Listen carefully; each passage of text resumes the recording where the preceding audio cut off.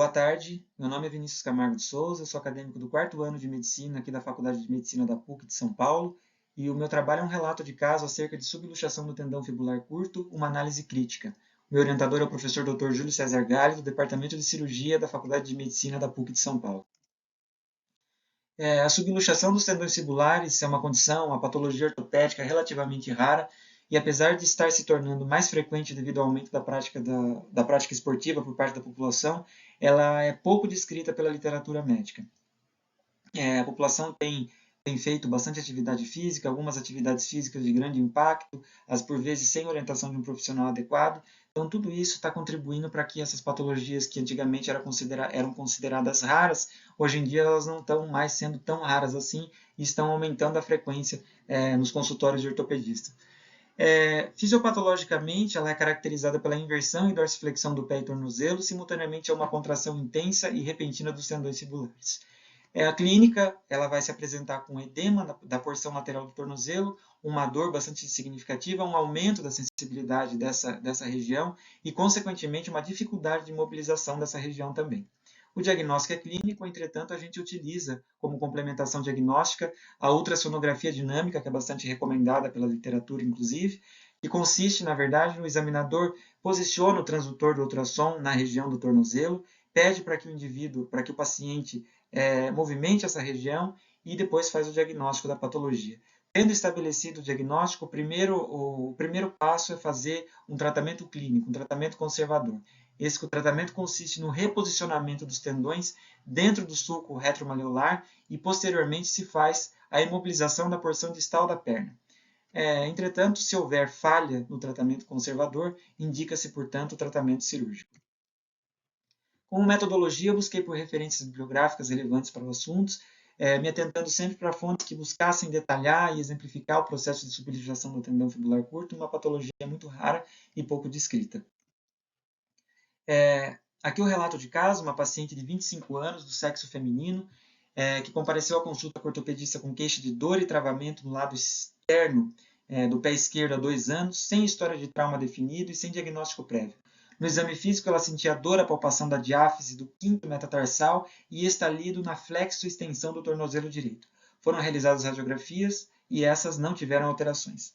A ultrassonografia dinâmica evidenciou subluxação anterior do tendão fibular curto durante os movimentos de flexão dorsal, sugestivo de lesão do retináculo superior dos fibulares. Optou-se inicialmente pelo tratamento clínico, pelo tratamento conservador, que teve a duração de 2 meses, entretanto, esse tratamento não teve êxito, e com o insucesso desse tratamento conservador, optou-se, portanto, pelo tratamento cirúrgico, utilizando-se da técnica proposta por Ferran e outros autores.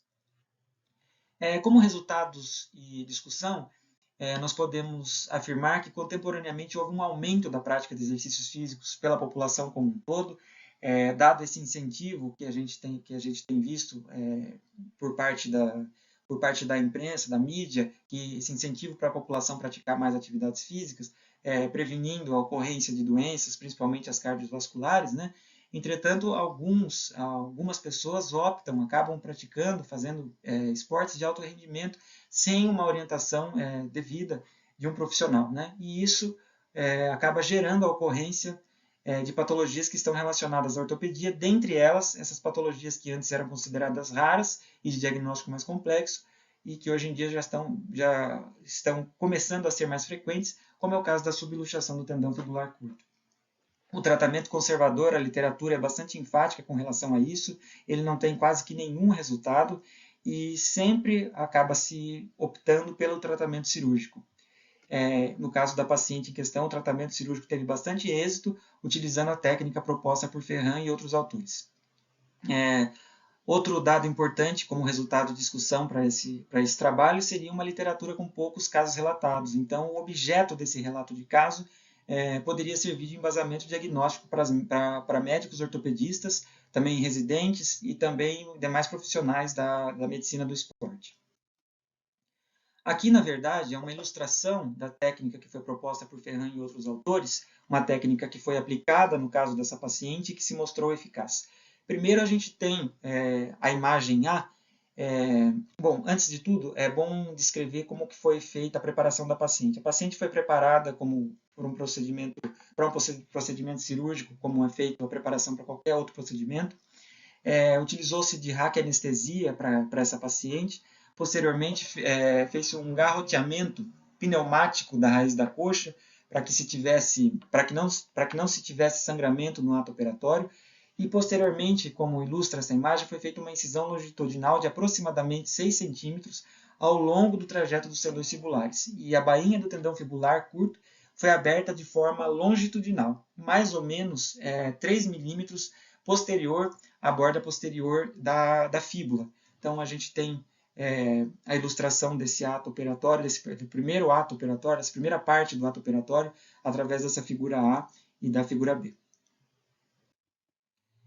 Posteriormente a isso, foi feito uma espécie de raspamento, né, da superfície óssea do maléolo lateral até ficar visível uma superfície sangrante. Né?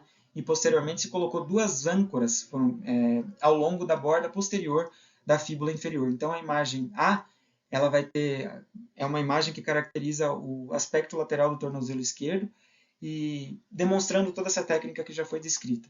E a imagem B é essa parte da inserção da âncora e posteriormente as suturas que estão sendo evidenciadas pelas setas pretas. Bom, seguindo o ato cirúrgico, a borda posterior da bainha das fibulares foi avançada anteriormente e o retináculo fibular superior foi reconstruído por sobreposição, com o tornozelo em eversão e leve flexão dorsal.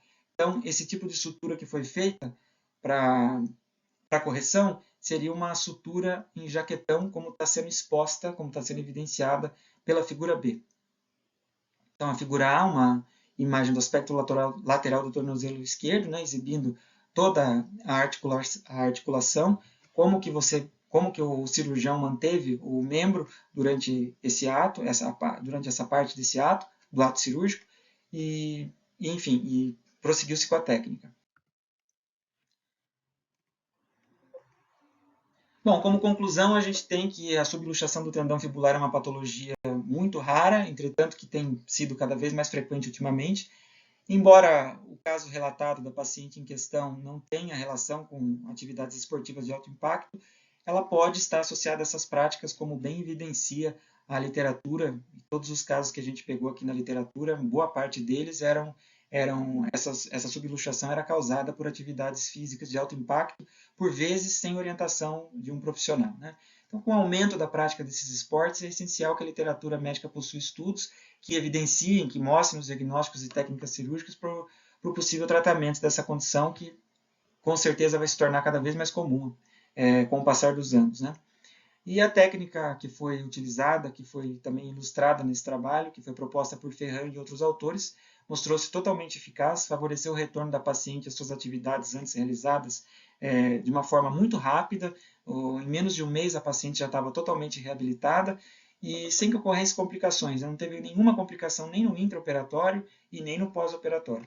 Então essa técnica se mostrou bastante eficaz e fez com que a paciente retomasse suas atividades em um período curto. Muito obrigado e essa é a minha apresentação. Aqui estão as referências, então, utilizadas para a confecção desse relato de caso, todas elas bastante atuais. E aqui o meu contato. O meu contato está em meu e-mail, para possíveis esclarecimentos de dúvidas, questionamentos, sugestões, e também o e-mail do meu orientador, do professor Júlio César Gari. Muito obrigado pela atenção de todos.